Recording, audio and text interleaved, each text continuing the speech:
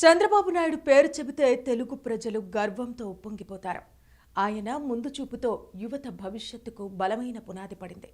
రాబోయే 10 ఏళ్లలో ప్రపంచం ఏ రంగం వైపు పరుగులు తీస్తుందో ముందుగానే పసిగట్టగలిగే విజనరీ పొలిటీషియన్ చంద్రబాబు అనడంలో ఎటువంటి అతిశయోక్తి లేదు. ఉమ్మడి ఆంధ్రప్రదేశ్లో ఆయన ముఖ్యమంత్రిగా ఉన్న సమయంలో సైబర్ టవర్స్ నిర్మించి ప్రపంచంలోనే అగ్రగామిగా పేరున్న కంపెనీలను హైదరాబాద్ నడిబొడ్డుకు తీసుకొచ్చారు.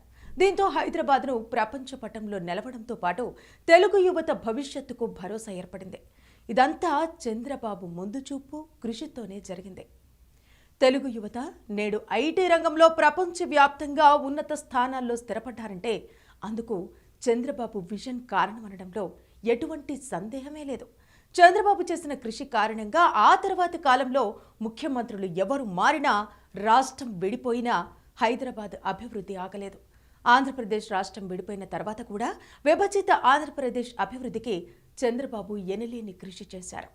అలాగే చంద్రబాబు తన ముందు చూపుతో పొరుగు రాష్ట్రం తెలంగాణ మాజీ ముఖ్యమంత్రి కేసీఆర్, ఏపీలోని అప్పటి ప్రతిపక్ష వైసీపీ అధినేత జగన్ కుట్రలను తిప్పికొట్టారు.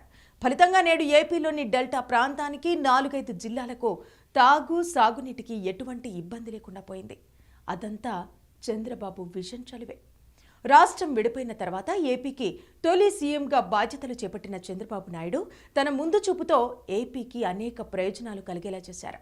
1956లో కృష్ణానదిపై ఆధారపడిన సాగు ఆయకట్టు ఏమిటో తేల్చి దానికి అనుగుణంగా మహారాష్ట్ర, కర్ణాటక, ఆంధ్రప్రదేశ్ రాష్ట్రాల మధ్య నీటి పంపిణీకి, వివాదాల పరిష్కారానికి నాటి దేశ ప్రధాని Jawaharlal Nehru Krishna water disputes tribunal ఏర్పాటు చేశారు. నాటి సుప్రీంకోర్టు జస్టిస్ రణ్ధీర్ సింగ్ బచావత్ను ట్రిబ్యునల్ చైర్మన్గా నియమించారు. దాని ప్రకారం ఏపీలో 7,278 చదరపు కిలోమీటర్ల స్థిర ఆయకట్టును నిర్ధారించారు.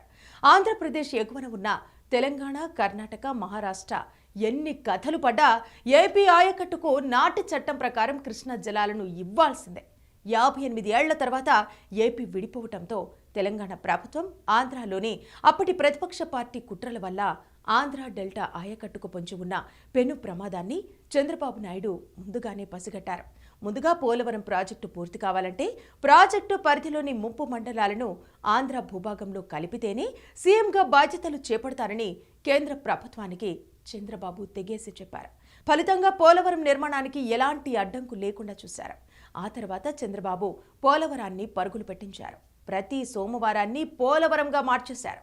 కానీ జగన్ హయాంలో పోలవరం నిర్మాణం ఎలా మరుగున పడిపోయిందో ఏపీ ప్రజలకు ప్రత్యేకంగా చెప్పాల్సిన పనే లేదు. పోలవరం ప్రాజెక్టు ఆలస్యమైతే కృష్ణానది నీళ్లు నాగార్జున సాగర్ ఎడమ కాలువ ద్వారా లేదా సాగర్ డ్యాం గేట్లు ఎత్తడం ద్వారా మాత్రమే విజయవాడ ప్రకాశం బ్యారేజ్కు చేరుకుంటాయి. విజయవాడ నుంచి కృష్ణా, పశ్చిమ గోదావరి, గుంటూరు, ప్రకాశంలో కొంత భూభాగానికి సాగునీరు అందుతుంది. అయితే చంద్రబాబు నాయుడు ఊహించినట్టే జరిగింది. హక్కుగా మనకు రావాల్సిన నీళ్లు ఒక్క చుక్క కిందకు రాకుండా అప్పటి తెలంగాణ సీఎం కేసీఆర్ కుట్ర చేశారు.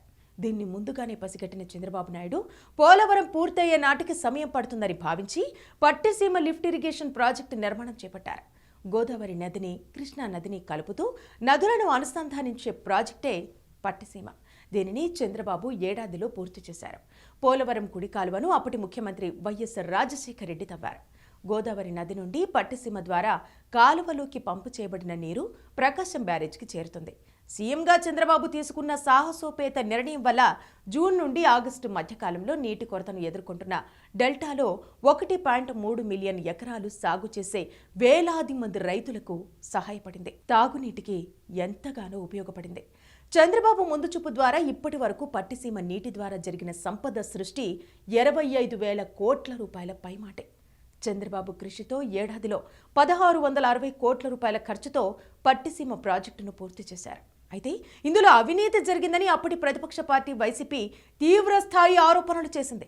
పట్టిసీమ వద్దంటూ సుప్రీంకోర్టుకు వెళ్లిన జగన్మోహన్ రెడ్డి ఆయన అధికారంలోకి వచ్చిన నాటి నుంచి నేటి వరకు పట్టిసీమ మోటార్ బటన్ నొక్కకపోతే కృష్ణా ఆయకట్టు లేదు. 4 జిల్లాలకు తాగునీరే లేదు. చంద్రబాబు ఏ పని చేసినా ముందు చూపుతో చేస్తారు.